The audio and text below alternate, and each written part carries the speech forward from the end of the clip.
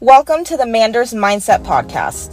Here you'll find both monologue and interviews of entrepreneurs, coaches, healers, and a variety of other people, where your host Amanda Russo will discuss her own mindset and perspective and her guest's mindset and perspective on the world around us. Manders and her guests will help explain to you how shifting your mindset will shift your life.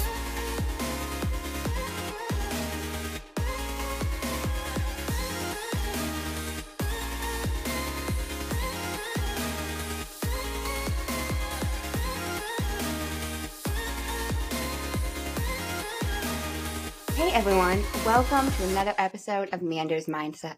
As always, I'm your host, Amanda Russo, aka the Breathing Goddess, and I am here today with a very special guest, one of my dear friends who I truly admire and is one of the funniest people I have ever met. So y'all are in for a very special treat, and I am here with Corey Silveira today. How you doing, Corey? I'm doing pretty great, Amanda. Thank you for that nice, warm opening intro. I listen to your podcast all the time, and you always kill it with the intros. I'm very honored to be on this podcast too. Just so you know. Oh, I'm so honored to have you. Thanks. I'm so honored to have you. So, tell us a little bit about who is Corey. All right. So I work for Citizens Bank, pretty successful banker actually. So that's what I do full time. I'm studying to be a personal trainer as well, to do that like on the side. So I'm going to work both personal training on the side, work my full-time job at Citizens Bank. Single dad. So that's always fun. I have my kid like half the week. So that's pretty exciting to see him. He's like a year and 4 months now. So to see him, like watch him grow and develop and stuff like that, it's pretty awesome. But that's me awesome. Now. So. Okay. How did you end up becoming a banker? How'd you get there? So I worked at Amazon. So it's going to be a pretty long story. Not super long. I'm all for it. All right, cool. I'm all for it. So I worked at Amazon. And the long short of that was I was super fucking miserable there. Like it was during the height of COVID. They wanted us to do all this shit that like we couldn't do and stuff like that. I was a supervisor at Amazon. My cousin was a janitor for Citizens Bank. She was like, hey, we're hiring for like the janitorial spot. And I was like, oh, word. It was like $3 an hour more with like half the responsibility at Amazon. So I took that job opportunity and I was a janitor for Citizens. So that's like how I got my foot in the door with the company. And so I would drive, they gave me like a company van. They gave me like all the supplies and stuff like that, work phone and this and that. So I drove around and I cleaned all the banks in like a specific area for like a year. And I had a bunch of managers at that time like, hey, you should come be a banker for me. Come be a banker for me. Like you know my personality. Like you see, like we talk at the gym and stuff like that. I'm pretty outgoing and I just like to talk. I like to talk a lot. So they're like, you'd be great in sales and like come to retail and stuff like that. And I'm like, no. Like that sounds fucking stupid. No, I don't want to do that. I love my job. I love my job. Like remote manager. I can do whatever the fuck I want. I can dick off for 2 hours and get away with it and shit like that. So I was like, I don't want to be in an office.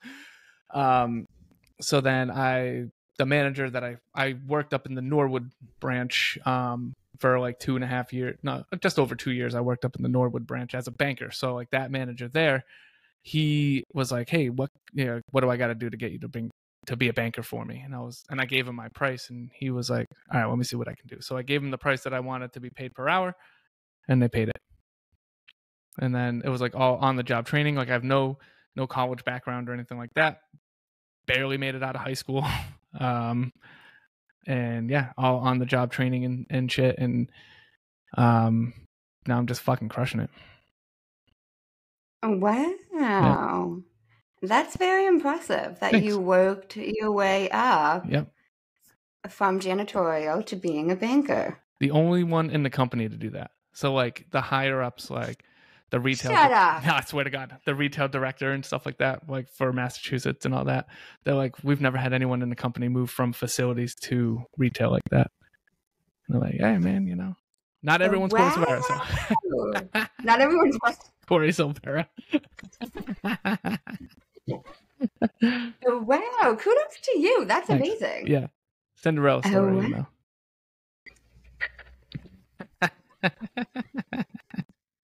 Okay. So what made you eventually decide you wanted to be a banker when you didn't at first? You didn't want the office. Money. It was solely Okay. about money. Like I just wanted to make more money. I get 4 bonuses a year. My hourly rate is pretty good too. So, I mean, and right now it doesn't seem that good because like inflation's so goddamn high. But I digress. We won't get into that right now.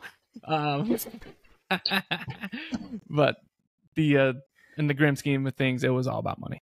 I wanted more money, and like there's more opportunity on the retail side of banking instead of like the facility side. Is really like how you can only go so far. Like on the retail side, I can literally do whatever the fuck I want with my career.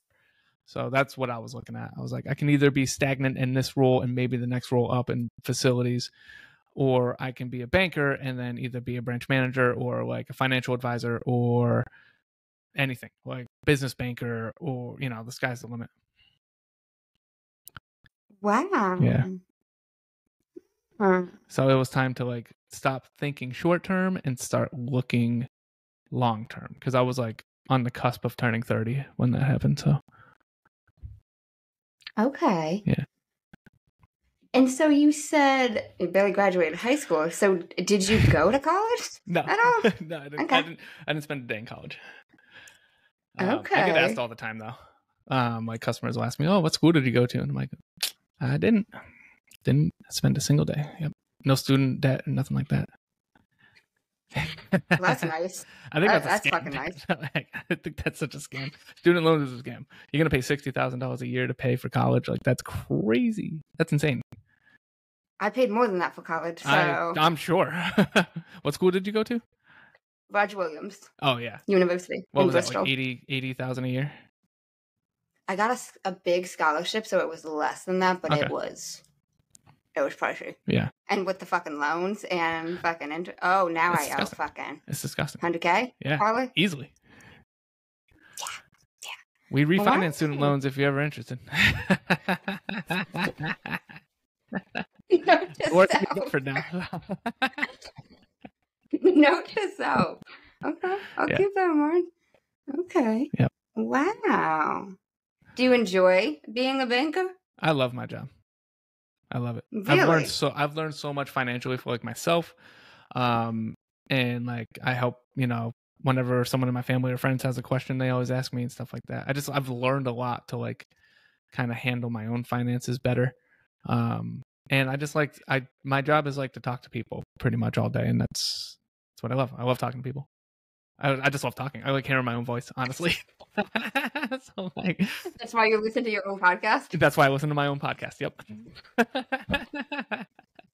That's why I have a podcast, actually, because I just love to talk, and like my buddy who I do the podcast with loves to, like, we just love hearing ourselves talk all the time. So it's like perfect, I talk all day at work, talk all day on like talk on the podcast and stuff, talk to you guys in the gym. I'm just fucking talking from the moment I wake up until I go to bed.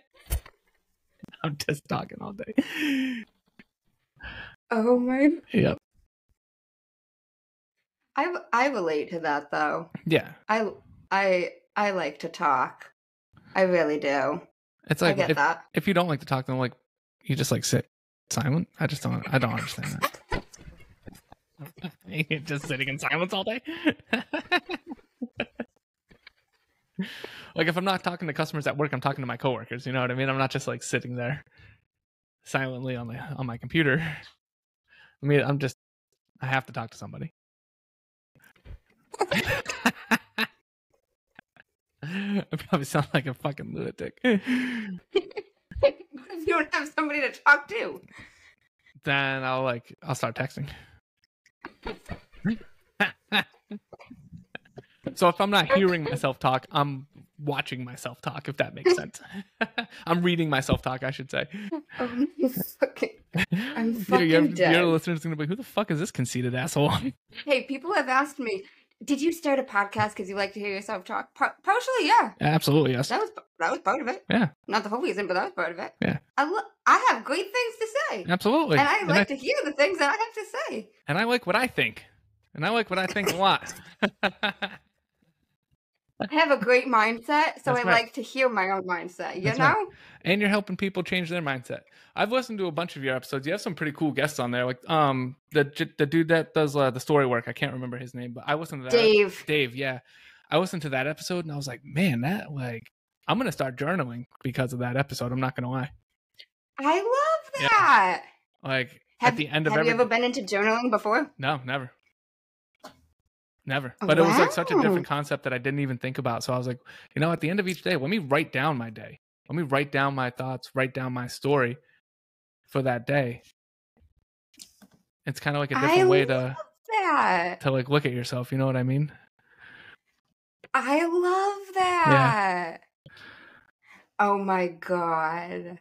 Yeah, I love that. I thought that was cool because he broke it down so like made it sound so simple. You know what I mean? I was like, that makes a lot of fucking sense, actually. Right? Yeah. And changing like even one thing that you say. Because when I even asked him about finding a passion, why don't you create it? Create a passion. I actually like that saying. Why don't you create it? Right? I do that shit to people too. Like at work, someone, one of my coworkers will come in, like he'll be like, "Oh, you know, I'm gonna have a bad day," and I'm like, "I'm gonna challenge you to take that shit right out of your vocabulary." Yes. Take it right out of your vocabulary. Bad day? That doesn't exist over here. Not in this office. Yes. Every day is a great day. Exactly. Yep. Even Paul at the gym one time when there was a bunch of fucking plates on the leg press, he was bitching. And I'm like, listen, it could be worse. There could be a worse way to start your morning. That's right. That leg press machine could be on fire, Paul. And you wouldn't be able to use it. I was like, my car could have not start this morning, you know? Yeah. I might not have been able to make it to the gym. Right, exactly. This is just giving me, it's just forcing me to work out upper body, even though it's a lower body day. And lower body, yep. Because you got to take the plates off, put them back. Take the plates off, put them back. I was like picking on Paul one day because I walked in and we looked at the leg press machine. I was like, Paul, was that you that left all those fucking plates on there? 15 plates?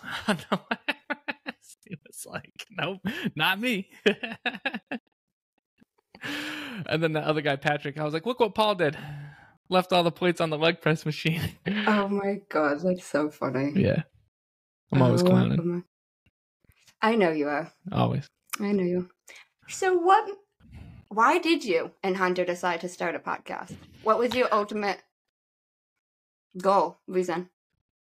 We've been talking about doing it for like years. I mean, like 3 or 4 years. We've been talking about doing a podcast because like we talk on the phone every single day, and someone was like, "You guys should like." We like 3-way called with somebody, and they're like, "You guys should honestly just like do a podcast because you're fucking hilarious." It like they like sat in silence and just like listened to us banter back and forth for an hour. And then we started playing with the idea a few years ago, and we just never did it. Like the timing didn't line up right or anything like that. Like he was busy, I was busy. COVID happened, and this, that, and the other. And then it was like a few months ago. We were talking about it again, and we were just like, you know, we've talked about this fucking multiple times. Let's just do it. Like, why not just do it? And like we came up with the name Muscle Man and the Twig years ago. Like that name, like he made that up fucking years ago. Years ago? Yeah. Because like I said, we've talked about doing it for so long, and then one day we were just like, you know what, we're gonna do it. I fucking got a new laptop. He just got a new laptop, so everything was like lining up perfectly to get the podcast started. And then like we discovered Riverside, and like he used DaVinci and stuff like that to edit and stuff. So everything everything lined up perfectly to actually start the podcast. And once we started, that was it. It was like, all right, now we got it. Like we're good to go. Then we got the microphones and the fucking headphones and shit. I just ordered t-shirts for us. Yeah, I'm gonna get hats for us too at some point. I say that all the time though. With a lot of things, you just gotta just fucking start. You just gotta fucking start. That's literally like with everything. Just 70% of the battle is fucking starting it. Even if you don't know where to start, just take some fucking step. Yeah. With everything. Yeah. I heard a quote where Andy Frisella actually. Quotes. Yeah. Andy Frisella was talking about it on his podcast, and he was like, the problem with everyone nowadays is they try to overload themselves with knowledge before they fucking start. Now, getting a shitty start to something is better than not starting at all. Yes. So like people like go on YouTube and they go on the internet and research. And I'm not against researching your stuff, but there's no research like hands-on doing it. That's where you learn to do stuff. Mm-hmm. It's like actually doing it, you know? No, and we just got to I like agree. stop pussyfooting around it. Like we're just like fucking, what the hell are we even doing? Like we talk about doing the shit all the fucking time. There's no excuse to not do it. I saw a meme once, and I might butcher this, but it was like, your first podcast will be bad. Your first workout will be bad. Your first everything will be bad, but you can't have your 100th if you don't have your first. Yep, exactly. Have you seen that? Yeah. Not that exact one, but something like that. Like you can't have your best if you don't have your first or your worst. Start. Exactly. It goes with like working out. I've been consecutively going to the gym for like 7 fucking years. Like 7 years consecutive, and like everyone in their mother, and I'm sure you hear this a lot too because you work out too, so everyone in their mother wants to start working out, but they always have an excuse as to why. Or I hear, oh, but I'm just not as dedicated to you. Bitch, you think I woke up this way? No. I didn't wake up this dedicated. This took years of building, like changing, like building my mental toughness, building, changing my mindset, if you would, to like that grit and that grind to where half the time I don't want to go. Like I force myself to go. I love the gym. I love being at the gym, but I don't want to get up at 4 o'clock in the morning every single day and go. And heal my shenanigans. You don't want that? No, that's the best part. That's the best part. But like getting up at 4 a.m. every single day is fucking exhausting. It's exhausting. But it's what I want. It took me forever to get your there. Hard. Yep, choose your hard. As you told me before. Yep, so like being a fat piece of shit on the couch all the time is hard, right? Your life is going to be hard if you're fat and overweight. And my life is hard because I go to the gym and stuff like that. But it's ultimately easier because I can do a lot more because I'm in shape. So you choose your hard. Be fat or be fit. I'm going to use that slogan actually for my personal training. I title that. Be fat or be fit. Be fat or be fit. That's going to be the slogan for when I start personal training. Be fat or be fit. I might title that. We'll see. That might be the title. That might be the title of this. Be fat or be fit. Fucking love it. Let's go. That's so true though. And everybody's really like choose your hard. I don't know where to begin. It's hard being broke and it's hard working all the time and making money. Like it's both are hard, but like choose your hard. Would you rather be exhausted from work and be able to afford your fucking bills? Or would you rather struggle with paying your bills and like stress out about that? I know what I would choose.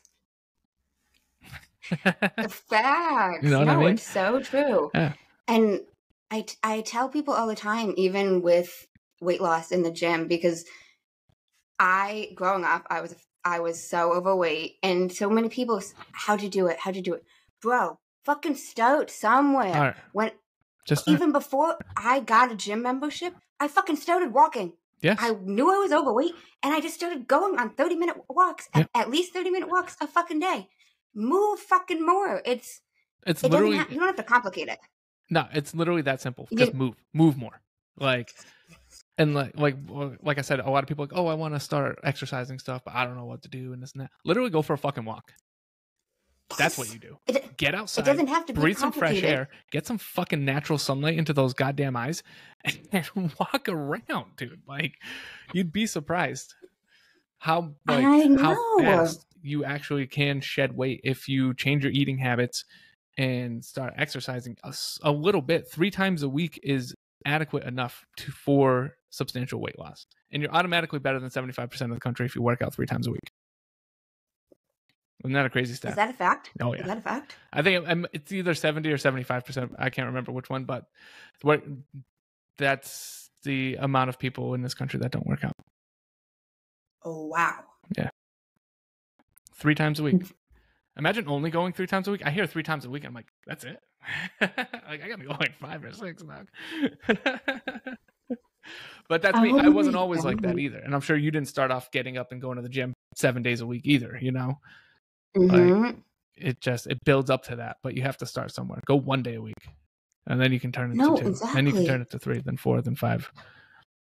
Exactly. And In my eyes, I think so many people set themselves up for failure by saying, I'm going to work out 5 times a week. Yep. Bro, if you have never fucking been to a gym, you're not going to fucking just start going 4 or 5 times. Just randomly wake up one morning and you're a fucking gym rat. Exactly. Bro. Exactly. Since when? It doesn't work that way. Like, right? And that's why people fucking fall off. Yeah. You need to set realistic goals, realistic expectations of yourself. Like, yes, having a 5-day workout routine is the ultimate goal, but you can't start it on day one.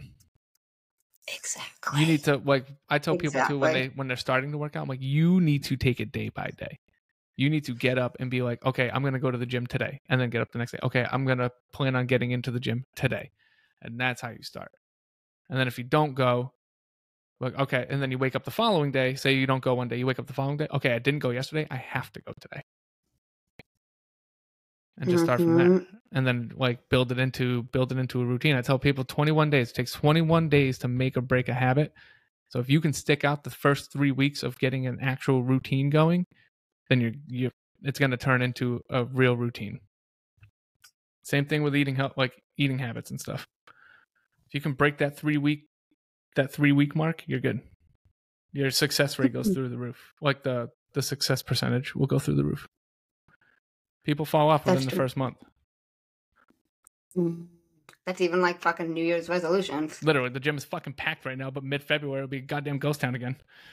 It's already slowed down. There's already fucking less people. Right. Have you noticed that? Yeah, even Julie was telling me that the other day. This week I noticed already. This morning I didn't get there until like almost 6 o'clock, and there was no one there. I know. No one. You know what cracks me up too, Amanda, is like nobody works out on the weekends. The fuck? The hell kind of shit is that? Me and Paul were talking about that one day. We were like, it's like we go on the weekends because it's dead on the weekend. Like nobody works out on the weekends.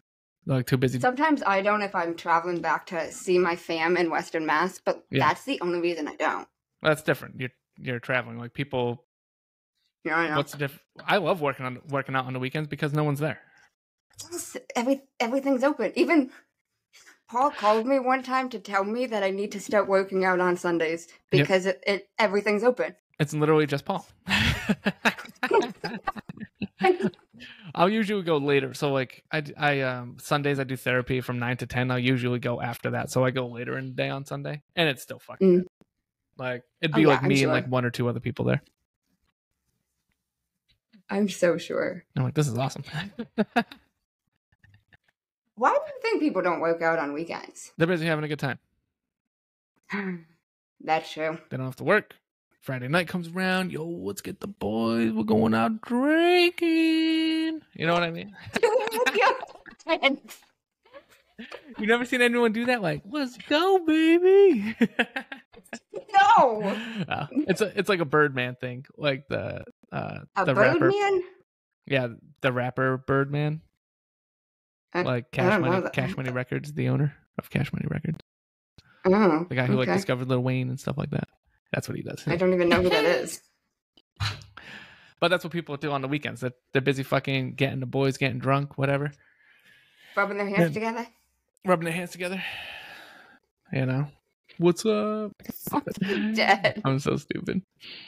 I'm just fucking dead at you. Maybe they're rubbing each other's hands together. I don't know. Play a little grab ass, you know, go to the bar. And then Saturday morning rolls around, they're fucking hungover as shit. And they're like, fuck, I'm not going to go to the gym. Maybe, no, they don't start with that. They'll be like, all right, I'm going to go this afternoon.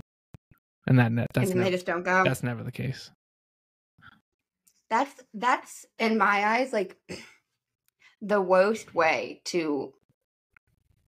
It doesn't help with anything is breaking promises to yourself. If you say you're going to fucking do X, I don't care whatever it is, whether it's the gym, whether it's fucking making your bed. If you say you're going to fucking do something, fucking do it. Mm-hmm. Like, there is no worse disappointment than breaking a promise to yourself. There's no reason to lie to yourself. Why are you lying to yourself? That's true. Like, you know what you're doing, and you know what you're doing wrong. Why are you going to lie to yourself and be like, I'm not doing anything wrong? You can lie to other people for all I give a shit, but don't lie to yourself. Corey, lying is not good. You can lie to other people. White lies are Corey, good. White lies are okay. lying is not good. Do not take Corey's stupid. advice on this. It's It's not good to lie. It literally makes no sense to lie, because then all of a sudden, like, you get caught up in your lie, and then you just look like a fucking dickbag, like, for no reason. For no reason. There's literally no reason to lie, unless like you're really fucking shady. But then you have to reevaluate your entire moral compass in your whole fucking life. What's advice from Corey so bad? That's right. If you're out there lying, reevaluate your life. Oh my god. So when did you start working out? How'd you get into that? So an old buddy of mine, he was actually my roommate too. So when I lived in CT, after, like I told you, I like did a bunch of drugs and stuff, and we can talk about that in a second. But after I got clean and stuff, like me and my girlfriend at the time had broken up, and then I moved in with a roommate. I worked with a girl at CVS and her boyfriend. Like, I moved in with her and her boyfriend. They had a huge house with like a finished basement and everything like that. And he was really into working out. Now, I had been like in and out of exercising and working out and stuff basically since high school, because like I played a lot of sports back then. Where he was really into it, so I kind of started with him, and then it just like snowballed from there. So like I started the routine with him and stuff, and you know, I wasn't going like as much as I go now, and it wasn't as like it wasn't like a religious thing like it is for me now. But that's how I got started. And that was like probably like 6-7 years ago. And now if I don't go to the gym for consecutive days in a row, I'm just like not in the right headspace. You know what I mean? I start feeling shitty about myself, and that snowballs, and then I'm like, fuck, like I'm really letting myself down.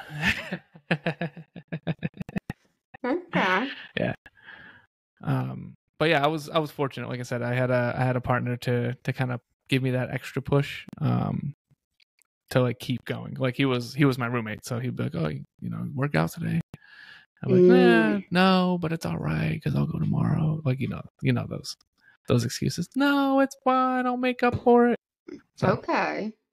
And so how'd you stick with that? How'd you get consistent with that? I started seeing the results. So like I had when I had gotten clean, I had gained a bunch of weight and it was all fat, and then I had burned it off and I was skinny. I weighed like 150 pounds at that point, I think. Wow. Yeah. So like easily 70 pounds less than what I weigh now. And when I started seeing the results, and I started seeing like the muscle tone and stuff like that, and other people started noticing the results too, I was like, all right, I really like this feeling. Like, it made me feel really good about myself. To like see that, and like it was such a positive thing, instead of like going home and having a drink after work, or you know, going out on the weekends and stuff like that. I was like, this is such a positive addiction is good. And that's kind of where that went. It was like I started getting addicted to going to the gym. So I was like, and positive addiction is good. Yeah. So like people get addicted, like I'm addicted to nicotine. It's probably like my only vice now. But people get addicted to so many things. Addicted to sugar, addicted to coffee. Coffee's not bad for you, but addicted to caffeine, so like energy drinks and stuff like that. Like that shit's so bad for you. Addicted to alcohol, addicted to drugs. Why are energy drinks so bad for you? They're so loaded with sugar. You might be offending me here. Oh, let's go. I'm listening. So drinking an energy drink you're essentially elevating your heart rate for no fucking reason. Why is there no fucking reason? Maybe I need fucking elevated heart rate. When do you drink your energy drinks? Like when I'm training. Only at the gym? Yeah. Oh, okay, then that's fine. I thought you meant like you were drinking them throughout the day, like having one right now, sitting at your desk doing a podcast, drinking an energy drink. You're like stressing your heart out for no reason, because there's so much caffeine, there's so much like sugar and shit like that in there. There's actually not sugar. It's zero sugar. These ghost. Oh, okay. You're one of those. Healthy energy drinks. One of those. They're healthy energy drinks, so it's okay. So they just increase the caffeine content to replace the energy you would get from the sugar. But my point is, if you're sitting, like, say you're at work and you're just like slamming a Ghost energy drink in the middle of the day. And I mean, I haven't done that in the middle of the day, but I've done that in the morning of the day. Well, you go to the gym and work it out. Gives you like that little extra push. But what if I'm doing that? What if I'm drinking that at work in the morning at the office? I've done that before. Then that's silly. Like I said, you're stressing out your heart because you're just like you're elevating your heart rate at such an alarming rate with the energy drinks. Then why can you drink coffee in the morning? I do drink coffee in the morning. Coffee. So why can you drink coffee, but I can't have an energy drink? Because it's black coffee is good for you. It's actually good for you. Energy drinks are not. Energy drinks are so unhealthy. Whether they're healthy energy drinks or not, like even the Celsius ones are bad. They're all bad. Coffee's natural. You know what I mean? It's not as strong. You don't think Ghost is natural? No. There's not artificial flavors. Doesn't make it natural. Coffee, there's caffeine in coffee, but there's like so much more in a Ghost energy drink. Like, check the caffeine content in it. It's 200 milligrams. I know. That's pretty high. It's not as high as a Bang. I used to fucking chug the Bangs. These are disgusting. I used to drink those too, actually, years ago. Like when they first came out. I had a scare a few years back when I had 2 in one day. Yeah. And like my heart rate, even fucking hours later, I felt like I was gonna fucking pass out. See? And a trainer at the gym was like, Amanda, you're gonna die. You weigh like 100 pounds and had 600 milligrams of caffeine in the span of like 3 hours. You're gonna die. Yeah. So I stopped drinking those. And then you drink Ghost. They are better. Silveira, they are better. There's no such thing as a good energy drink. You can't convince me. Well, if it may say no artificial flavoring and no added sugars and stuff like that, but there's still a bunch of shit. Like if you read the ingredients, there's still a bunch of shit in there that you shouldn't be putting in your body. Anyway. Oh, you sound like my fucking father. Good. Now take my advice, Mander. There's nothing wrong with drinking a black coffee. That gets the job done. You don't think there's any healthy energy drink? What about Jocko Fuel? Have you heard of those? Nope, and it's probably not good for you. Fucking Corey. Who else but Corey? I'm telling you, ask like if you have any friends that like are nurses and shit, ask them about energy drinks. Mm-hmm. Ask them because they'll tell you the same thing. Like it's just you're putting stress on your heart because it's like the caffeine content is so high. Any type of caffeine is doing that, though. Caffeine in coffee is doing that. Yeah, but it's not as intense as an energy drink. It's not as concentrated like caffeine. So what if I drink half of an energy drink and then it's only 100 milligrams? There you go. If that works for you. I'm asking your opinion. I don't like it. Just don't. Energy drinks are just not good across the board. Not good for you. You used to drink Bangs, you said. How'd you stop drinking them? One day I was like, fuck this. I just stopped drinking them. I still drink coffee. So like, I didn't quit caffeine completely. You know what I mean? So it's easy to stop drinking an energy drink if you're getting your caffeine from somewhere else. But Bang was like all the rave, like, oh, these healthy energy drinks, Bang. Advertise. You fucking advertise for them. Oh my, okay. But like I don't do like pre-workout or anything like that either. I'm not a pre-workout kind of gal, but I fuck with my energy drinks. Hey man, to each their own. I guess that's fair. I guess. You know. Okay. I fuck with my coffee, you know. It's ironic that you said positive addictions because that made me think of a conversation I had on a podcast the other day. And we were talking about how everything is an addiction. And ironically enough, I had a ghost with me at like 11 a.m. And I even said to her, I was like, even like this ghost in my hand could be an addiction. And absolutely. And everything technically kind of is. Yeah. Too much of anything. Exactly. It's the too much of anything can be an addiction. You know, being on your phone too much is an addiction. Stupid stuff like that. Watching TV is an addiction. If you do it too much, like you just like can't wait. Like, oh, I can't wait to get out of work and go watch TV. Like you're addicted. Going to the gym is addictive. I'm addicted to going to the gym. I have to go. So am I. Yeah. I am probably addicted to Ghost energy drinks now that you say that too. You might be. But it's probably the caffeine part of it that you're addicted to. You think, and not the energy drink? Yeah, because caffeine is addictive. Because you can replace Ghost with any caffeinated drink, and still get that same feel. You might need to drink more coffee if you were to make the switch, but because I don't think there's enough caffeine to match a ghost in 1 cup of coffee, but but I think it's the caffeine part that caffeine is addictive. Like it's caffeine's addictive. If you stop drinking caffeine, you like get headaches and shit. And that's true. You know, I'm addicted. Like I said, I'm addicted to nicotine too. So that's one of my bad addictions that I have. Actually, that's my only one. My only vice. Is it? Yeah. Yeah. Just nicotine. Okay. I was addicted to like working at one point. Like I just always had to work. Like I would work like 6-7 days a week, all the time, all day, every day, just work. I experienced that at one point as well. The job I was working at the time had where we could do overtime and it was almost unlimited.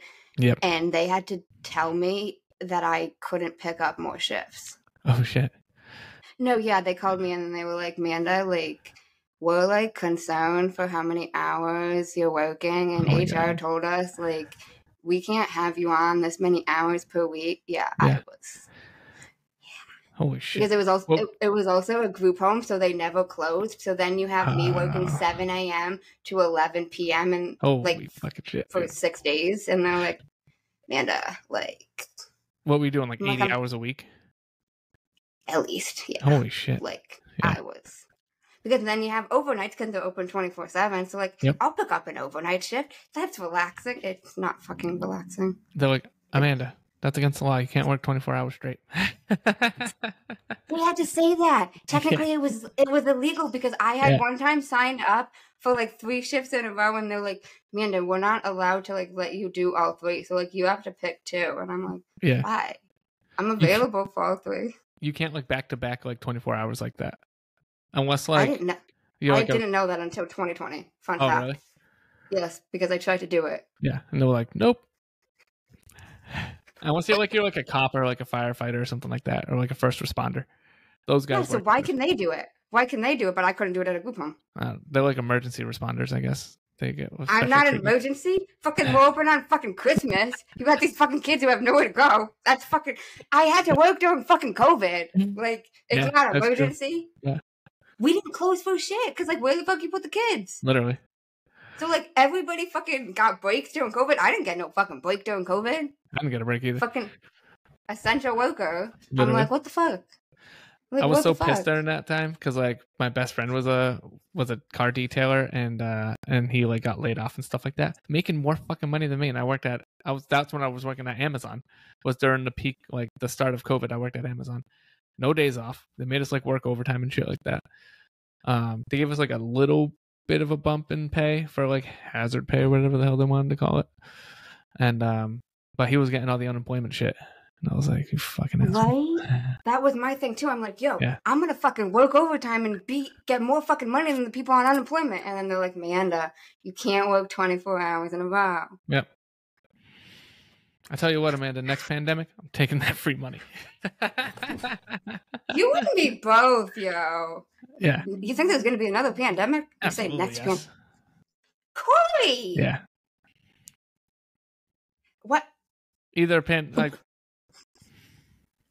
like COVID just spread so fast, and they made it such a big deal. Like, I'm not saying people didn't die from COVID, because obviously they did. And if anyone who knows someone who died from COVID, like, I truly feel sorry for you. Like, my stepfather died because of COVID. You know what I mean? So like, I totally know what it feels like. Oh my God, I'm so sorry. No, it's fine. But they blew it up. Yeah, it was tough, you know. But they blew COVID out, like, just so out of the water. Like, the numbers weren't what they were saying they were and stuff like that. And it was just, I think COVID was the test pandemic to see. They forced everyone, Amanda, they forced millions of people in this country to get vaccinated. Forced them. Either get vaccinated or you have to keep wearing a mask. Get vaccinated or you can't go do things. Get vaccinated or you're going to lose your fucking job.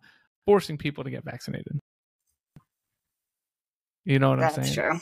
So I think it was all just kind of seen like COVID wasn't as deadly as what they were telling people, right? The numbers were inflated. The whole story wasn't being told. Like, most of those numbers were nursing homes, prisons, and stuff. I think it was really just kind of like a test to roll out the real one. They created it in a fucking lab in China. You can't tell me otherwise. They made it there. Somebody made that virus in Wuhan, China. It didn't come from like someone eating bat soup or whatever the fuck they were trying to say. I think that's what the story was. Okay. Someone like was eating a bat or something, and that like coronavirus like transferred from the bat to the human. What? What? He didn't cook the bat, you fucking idiot. He's eating a raw bat. What is he, Ozzy Osbourne? You don't know that? Ozzy Osbourne bit the head off a bat at one of his concerts. Yeah. So he had like fake bats flying around, and a real one flew in by accident, and he accidentally grabbed the real one and bit its fucking head off. Okay, then. Look it up after this. Oh my god. Yeah. Okay. But that's what I think. I do think there's going to be another kind of worldwide pandemic of some kind of virus, an like inflated flu or something like that. Maybe something more deadly than COVID. Who knows? When do you think that's going to happen? Any suspicions? I mean, my best educated guess would probably be sometime over the next 10 years if we don't go to World War III. Okay. Yep. Shit just got real up on Mander's mindset. Yep. Oh, wow. Oh, you think we'll go into World War III soon? Yes. Absolutely. Okay. So if you look up over in the Middle East, I think it's the Red Sea over there. There's been attacks going back and forth between United States and like Great Britain and the like Middle Eastern countries like Iran. And there was like I forget how to say it. I think it's like the Houthi tribe or something like that, or the Houthi people that are backed by Iran, like in the Red Sea. Like some weeks ago, they like attacked, U.S. ships over there, and then we finally attacked back. Finally, we've been getting hit with shit like from Iran, like all those Middle Eastern countries, like been hitting our embassies and stuff like that. And we finally attacked back like a few days ago. Now everyone's pissed at America, like always. Oh my Great god! Britain I didn't too, even know you know what I about mean? that. Like it was both American warships, and Great Britain warships over there that sent some shots off. So, Oh wow! like you got the Ukraine war, and then like the Israeli war and stuff like that, and like we have our foot in so many fucking wars. It's only a matter of time. That's probably true. Yeah. Oh, I'm speechless. I just hope they don't bring back the And draft. that doesn't happen often. What doesn't happen often? That I'm speechless. Oh. I usually have a lot. I feel like I do that to you a lot. You're not wrong there. Yeah. That's so true. Yeah. I'd be like, "What did you just say?" Yep. And then I'm like, mouth wide open, shocked. Oh yeah. That's me. In case you're listening to this, I'm like mouth wide open, shocked over here. Fun fact. Yep. I told you I have a complex mind. Like I'm not like a genius. That. I'm very far from like IQ. You were pretty close. No, like I am smart, but I'm not like my IQ isn't. I don't even know what it is because I don't even know how to do an IQ test. I have no idea how to even go about that. But I just I think more than surface thinking. IQ determines fucking. I'm not convinced that fucking IQ determines everything. No, that's like book smart. Exactly. Like, I just like to think, I like to think, like kind of dive deep into things. So that's the conspiracy part about me, conspiracy theorist trait that I have. What other conspiracy theories you believe? So we've talked about this one before. The central bank digital currency. Sorry, I was drawing a blank for a second. The central bank digital currency. So in order for that to come out, like the dollar has to collapse. For the dollar to collapse, something tragic has to happen to where like it's rendered worthless. Now, I think it was last year. So I was reading last year, like last summer, that they were trying to take the US dollar off of oil. So you can only buy oil throughout the world with the United States dollar. You can't buy it in any other currency. That's what gives our dollar the most value, is because we control the entire worldwide oil trade with our dollar. Wow. Now China and Russia and Saudi Arabia, which is the biggest oil exporter like on the planet, Saudi Arabia, they were all meeting and trying to put the Chinese yen on oil instead of the US dollar. Now, it didn't happen, but there was chatter about that happening. So if that did happen, then the dollar would be rendered worthless worldwide. Kind of like the Russian currency. The Russian ruble is worth nothing. Anyway, so for the central bank digital currency, it's literally like this government-controlled currency that they can control what you buy, how much you spend, and stuff like that, and on what and when you do it. So they're trying to. It's all about control. It's all about controlling the nation. And for it to work, you need the dollar to be worthless. Everyone needs to be desperate to be able for them to like, here, we're giving you this free currency now. Everyone needs to be desperate. Inflation goes up another 80%. Crime rate gets crazy. Like everyone's just robbing, stealing, killing to survive. And they let that ride for like 6 months. And then they roll out this CBDC, the central bank digital currency, and everyone will happily accept it because they're so fucking desperate. Crash the dollar. I mean, they can do it in other ways. They can crash the stock market. And you can't tell me that the people that run the world don't control the stock market, because they absolutely do. How do you think these hedge funds get so fucking rich overnight? Like, oh, we just made like $8 billion on one stock. Like, they have the pull to do it. So they could totally crash the stock market. That would absolutely bankrupt this country even worse. They've been trying to do this for like 100 years. Like, replace the US dollar. Not so much so with like the central bank digital currency, because obviously technology wasn't what it is today 100 years ago. But they've been trying to get this kind of control for like 100 years. Mm-hmm. They just haven't been able to figure out how, really, without like making it obvious. You know what I mean? Obviously, they could just like carpet bomb the whole fucking nation. But guess what? We're in control. But to do it like not obviously do it. So that's big. And you see that happening? I go back and forth with it. Sometimes I'm like when times start really getting tough, like inflation started going through the roof, interest rates started skyrocketing. I'm like, oh, here we go. Like this is it, the beginning of the end. I started buying like canned goods and shit and water, keeping it on deck just in case. And but now like it doesn't. I don't think it's gonna happen anytime soon if it does. But that's one. There's another conspiracy theory that I'm into. It's called Project Bluebeam. You should definitely look that up. So it's a fake alien invasion. So basically, like the governments of the world all collude, and they like use like projector technology to fake like UFOs and stuff like that to get everyone all fucking freaked out. Worldwide panic, and they get everyone under one regime and a new world order. Really? It's called Project Bluebeam. You should definitely look it up. Because you start seeing more and more about these aliens and shit. But that's another conspiracy theory. Me personally, I believe that aliens do exist and they're actually coming to like collect their dues. I would love to meet an alien. Wouldn't that be awesome? I would love that. I would try to be friends with an alien. If I met an alien, I'd be like, yo, don't probe me, please. Please don't probe me.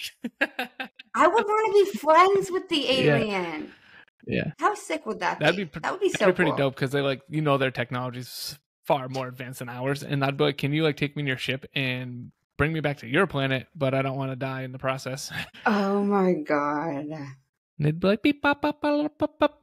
Like, I don't know what that means, but I guess we're going. So actually, they probably have their own translation system, so they can like speak every fucking language on Earth.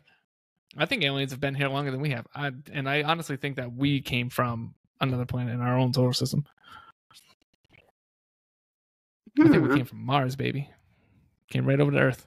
Really? Mm-hmm. Why do you think that? Because like there's, they like see like remnants of like evidence that water was on Mars, and if there's water anywhere, then there's oxygen there, and that's really the only two things you need to have living organisms: oxygen and water. So I think Mars like kind of something happened and it like destroyed the atmosphere like billions of years ago and stuff like that. And that's at the same time like the Earth's atmosphere was changing into what we have now, to where vegetation and stuff was starting to grow on Earth, kind of like around the same time that or maybe a little after the Mars kind of collapsed. So I think like we started on Mars. We probably started on Mars and came to Earth because like, oh, there's that planet right there. They sent like, you know, Adam and Eve over on a space pod. And they thought it was God. Eve on a space. Yeah. Landed in the Garden of Eden. Dead. And populated the Earth. You got any other conspiracies about the Earth? Do I dare ask? I mean, I think Antarctica isn't like what they say it is. I don't know if it's an ice wall or not. I think the Earth's bigger than we think it is. So there's a lot of like old maps, right? Like 1500s, like 1400s. Antarctica wasn't discovered until 50. But they have these maps from like 1600 that shows Antarctica around the outside, kind of like how you would see it on a map. Now, like if you flattened out the Earth's map, you would see like Antarctica would be at the bottom, like around the outside. But if we didn't discover it until 1850, how is it on these old world maps from like 1500? That's what I don't understand. You know what I mean? I think in Antarctica, there's a reason why no one's allowed to go there. Like there's probably, I don't know, 2 or 3 dozen countries that have a treaty that all these major countries in the world, they own a piece of Antarctica. This like citizens aren't allowed to just go there. And there's a reason for that. I think there's like some old like technology there, or maybe like some kind of like, I believe in aliens, so maybe like some kind of alien civilization that lives there. There's a theory that Antarctica is the gateway to like the center of the Earth, and like the underworld people can come and go from there, like an underworld civilization. There's something about it. Do you believe in an underworld civilization? No. Okay. I think there would be more evidence of that if the Earth was fucking hollow and people were living in it. You know what I mean? You think it's flat? Do I think it's flat? No. I don't think the Earth is flat. Okay. But I have thought, like, I've played with the idea that the Earth is bigger than we know. And like Antarctica is kind of like an ice wall, and then there's continents outside of that. So that's why we can't go there. So like these aliens that we see, like this is a whole theory in itself. Like the aliens that we see come from these outer continents. And like there's another theory that the part of the Earth that we're on, the inner circle, we'll call it, is working and making money for the actual owners of the Earth, which live in the outer circle. So the outer circle owns the inner circle, and we're just fucking working for them. So something like the Rothschilds like own the world because they control all the major banks in the world. So like something like that, like the Rothschild family, like started from the outer circle and they took over the inner circle with their central banking system. Oh, okay. Yep. Conspiracy Theories 101 from Corey. Yeah, if you ever want to hear more, here's my number. No, I'm just kidding. I'm not going to put my number in here. If you want to hear more, check out Muscle Man and the Twig. Yeah, literally check out Muscle Man and the Twig because we talk about a lot of conspiracy theories on there. Oh my god! Oh wow. So I wanna circle back a little bit. You mentioned that, I might butcher this, but you mentioned you got involved in working out after you got involved in drugs. Yes. Yep. How do I want to word this? Would you say... No, I don't want to word it like that. Were you doing drugs at the same time as you were working out? No, that was totally... So the entirety, I was on drugs for like 5 years. So that entire 5 years, I was not in the gym at all. No exercise, nothing like that. Would you say you got involved when you got involved in the gym, that helped you? Absolutely. Get away from... Really? Okay. Help me stay away. I didn't want to like lean you towards an answer. That's why I was trying to figure out how I wanted to. No, it absolutely helped because like it took my... kind of helped me focus on that positive outcome from going to the gym and kind of get like addicted to that instead of falling back to the other addiction. You know what I mean? So it helped me kind of navigate my focus towards that and like progressing in the right way. Okay. Yeah. What would you say was the most difficult part for you transitioning to stop doing drugs? I would say the detox was pretty tough. Because like you're shitting yourself and puking and sweating and got like fucking restless legs and stuff like that. It's like the worst case of the flu you've ever had in your entire life for like a week. That's tough. The honest to God, the anxiety and depression that comes with getting clean. Because when you're doing drugs, you really fuck up your chemical balance in your brain. So when you take that away, and that you take away that substance that you're dependent on, it really screws up the wires in there. So like I had crippling anxiety for a while after I got clean. Like I couldn't even drive on the highway kind of anxiety. Oh, wow. Ridiculous depression on top of that. Yeah. It took a while to get over that. I would say that's the toughest, is the mental issues that come along with the drug abuse and stuff like that. I think that took the longest to get over. How long did that take you to get over Years. that? Like even after I started the gym and stuff like that, I was still dealing with that kind of like the not, it wasn't crippling anxiety anymore, but it was still anxiety. And that I think I still had anxiety issues probably up until a couple years ago, and then it finally just kind of fizzled away. Fizzled away? I wouldn't let it control my life anymore. So like whenever I started getting anxious, I would talk myself out of it, and then I just stopped getting anxious. You have an example? You would talk yourself out of it? Yep. So How? like with me, so when I would have like an anxiety attack, I would like lose feeling in my mouth, which made it worse. So I would know when I'm about to have an anxiety attack, and I would literally, and I was pretty tough on myself too, and I would literally be like, stop being such a fucking pussy and just deal with your goddamn problems. Like, this is not happening. Like, you're not fucking dying. Your throat's not closing. You're not having a heart attack. You are fine. And I would have to talk to myself like that. Like, stop being a bitch. And that helped? Oh yeah. I'd be like, stop being a bitch and get over it. So you gave yourself tough love? Yes. Essentially. Wow. Yeah. Like I said, I really don't have I have no problems with really anxiety anymore.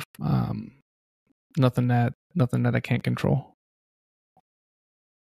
And I talk That's impressive. I tell myself the same thing, because everyone deals with depression and stuff like that. We all have our days and stuff. So if I'm having an off day, I'm like, you are literally such a goddamn bitch. Get the fuck up. Oh my God. I'm my biggest, and that works. Yeah, I'm my biggest critic. No one's harder on me than me. So I think that's true with most of us. It has to be. We're our own worst critic with everything. Yeah. You have to be hard on yourself, or what are you doing? What are you doing with your life? You know what I mean? Yeah. Hold yourself accountable. You have to be hard on yourself, or what are you doing with your life? Why do you feel that way? Because like if you're like just stagnant in your life, now if you're content with your life, that's, dude, kudos. Like that's awesome. But me personally, I have to continue to strive to be the best. So like I have to be hard on myself to keep myself going.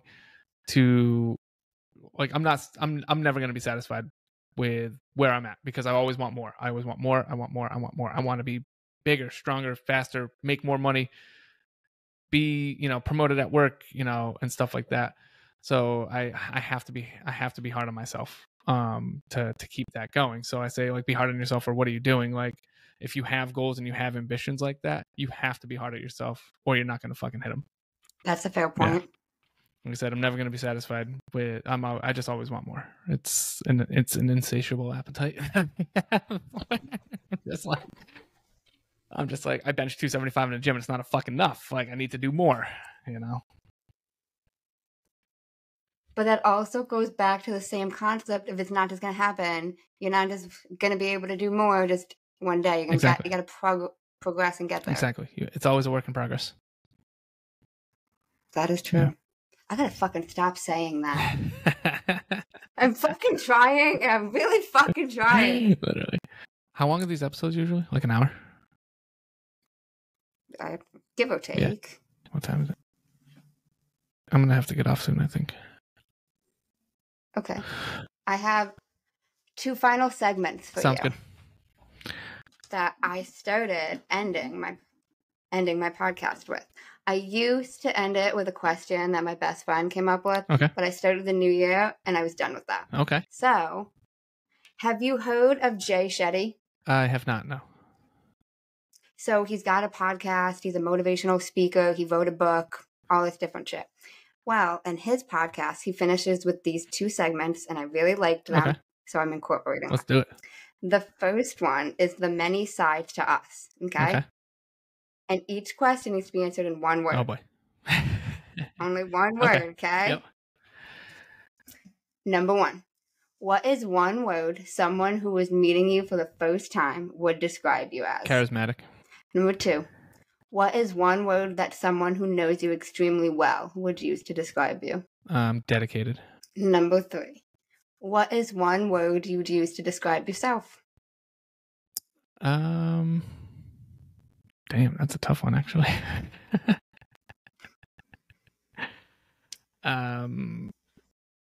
Shit, I don't even know. How would I describe myself? I don't usually get stumped, Amanda, but I would say, I'd say motivated. I would describe myself as motivated. Okay. What is one word that someone who either didn't like you or didn't agree with you would describe you as? No, not like a random internet troll, somebody you don't know, but somebody who doesn't have like the same mindset as you. I've been called annoying. So I would choose that word, annoying, like for people who don't have the same mindset, because like it brings a lot of positivity and stuff. So it's been annoying to some folk. Okay. What is one word you're trying to embody right now? Success. Okay. And now we got the final 5. Okay. What? I was gonna say success in every aspect of life. Okay. Yeah. Okay. And now these can be answered in a sentence at most. What is the best advice you've heard or received? The best advice that I've received would be just keep pushing. Just keep pushing through. Push through the tough times. You know, push through everything. Just keep going. Don't give up. Okay. Okay. That was like 6 sentences. Number 2. What is the worst advice you've heard or received? It's okay to settle. Hands down the worst advice. Never settle for less. Ever. So someone saying it's okay to settle, that's terrible advice. People have given you that advice? I've heard it before. Okay. What is something that you used to value that you no longer value? That I used to value that I no longer value. I would say, shit, I don't even know, because I still value like money and stuff. You know what I mean? These are great questions.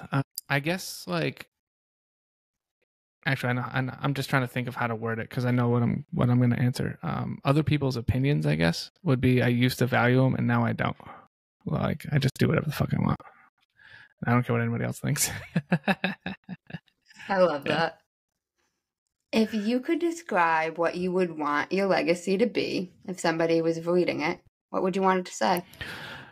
That I did everything to give my son the best life I possibly could.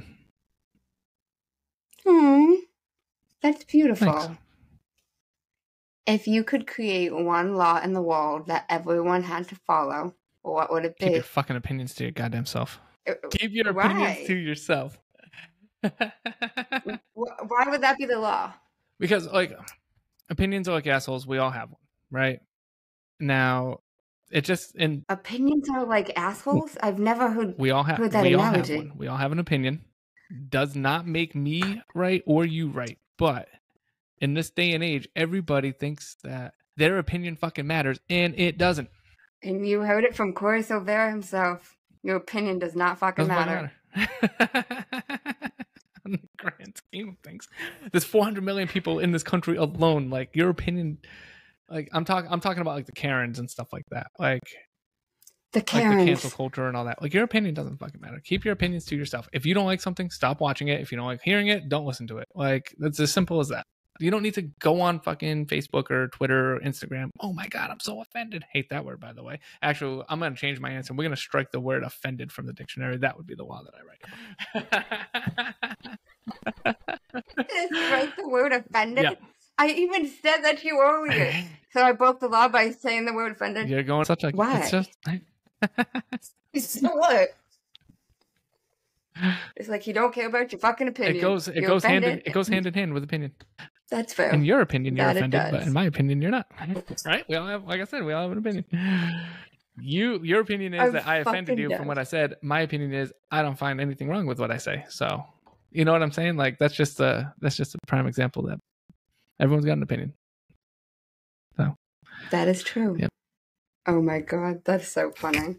Well, is there anything else you want to share with the listeners before we close out? I mean, not really, but if I were to end it on a good note, I would say, like I said before, you know, the best advice, like literally just don't give up, man. Like times are tough. Times are tough for everybody right now. We're all struggling financially, kind of pushed up against the wall with that, emotionally.